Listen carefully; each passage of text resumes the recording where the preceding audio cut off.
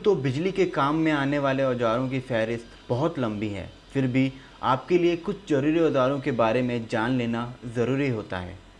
बात करते हैं हैमर यानी हथौड़े की। इसका इस्तेमाल किसी भी चीज़ को ठोकने के लिए किया जाता है। वायरिंग करते समय क्लिप लगाने के लिए भी इसका इस्तेमाल किया जाता है। हथौड़ी कई तरह की होती है। इसका पहला सिरा तो एक जैसा ही होता है जिसे फेस कहते हैं, लेकिन दूसरा सिरा अलग अलग तरह का होता है जिसे पिन कहा जाता है। बॉल के आकार के सिरे वाले हथौड़े को बॉल पिन हैमर और क्रॉस के आकार वाले सिरे के हथौड़े को क्रॉस पिन हैमर कहते हैं। हर तरह के हथौड़ों के अपने अपने इस्तेमाल होते हैं। बॉल पिन हैमर का इस्तेमाल किसी जगह पर चोट करने के लिए किया जाता है, जबकि क्रॉस पिन हैमर का इस्तेमाल किसी फंसी या मुड़ी हुई कील को निकालने के लिए किया जाता है। हथौड़ी बाज़ार में वज़न के हिसाब से मिलती है। इसका हैंडल लंबा होना चाहिए ताकि ग्रिप अच्छी तरह से बन सके, और हैंडल हथौड़ी में पूरी तरह से फिट होना चाहिए। अगर इस्तेमाल करते समय हथौड़ा हैंडल से बाहर निकल जाए तो चोट लगने का खतरा रहता है। इसके बाद बात करते हैं मैलेट की। मैलेट लकड़ी या पीवीसी का बनाया होता है। इसका इस्तेमाल वाइंडिंग वायर को आकार देने के लिए किया जाता है। मैलेट देखने में हथौड़ा जैसा ही लगता है, लेकिन इसका इस्तेमाल हथौड़े से अलग होता है।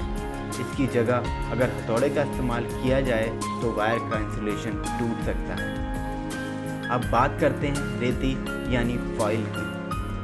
रेती का इस्तेमाल किसी खुरदरी सतह को चिकना करने के लिए किया जाता है, जैसे कि कटिंग के बाद स्विच बोर्ड के किनारे बराबर और चिकने नहीं होते, इसके लिए फाइल की मदद से इन्हें बराबर किया जाता है। इसके अलावा किसी भी औजार की धार पैनी करने के लिए भी रेती का इस्तेमाल किया जाता है।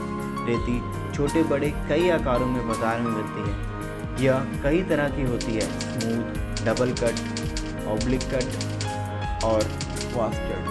वास्टेड में कट के खांचे चौड़े होते हैं और इसमें तेज़ी से और ज़्यादा मात्रा में घिसाई और कटाई की जा सकती है।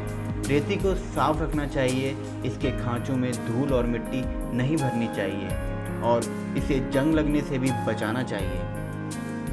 अब बात करते हैं हेक्सा ब्लेड की। यह कंड्यूट पाइप को काटने के काम आता है। इसके फ्रेम में ब्लेड को फिट करके इसे फ्लाई नट से कस दिया जाता है।